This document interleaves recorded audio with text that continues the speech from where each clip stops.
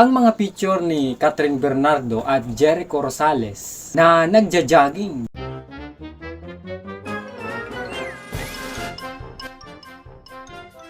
Viral online. Isang Facebook user na ang pangalan ay Joan Canha ang nag-post ng mga picture nila kasama si Catherine Bernardo at Jericho. Nag-selfie sila ng hiwalay sa mga aktor. Marami ang nagulat sa mga picture nila. Post ko na din sa wall ko para may remembrance. Kasabay lang namin mag-jogging sila Catherine Bernardo and Jericho Rosales. Huwag nang mag-showbiz question. Kasi di ko din alam ang sagot. May iba silang kasama. Si Jan Manalo pala. Sorry na.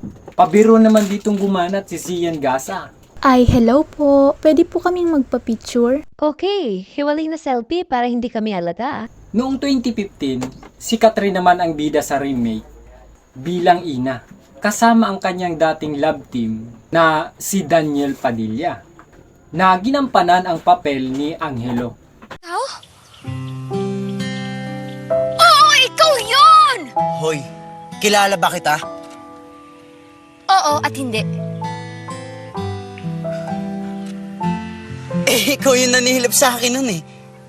Pareho sila nitong nung nakaraan lang naghiwalay sa kanilang matagal ng relasyon. Si Catherine kay Daniel at si Jericho sa asawang si Kim Jones.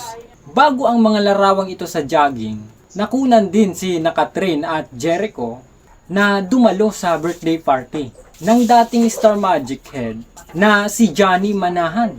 Kasama ang iba pang celebrity guest. Bilang iniidolo sila, excited ka na ba na magkaroon sila ng tambalan? Comment down below at babasahin natin yan.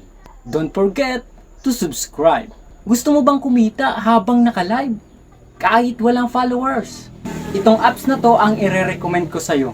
Ito ay live streaming app at dito meron akong $7. $10 lang, pwede na ma-withdraw. Kung sa piso ay 560 pesos. Pwede ma-withdraw gamit ang GCash. Paano kumita? Need mo lang gawin ang mga task na ito. Ang points ay i-convert sa dollar.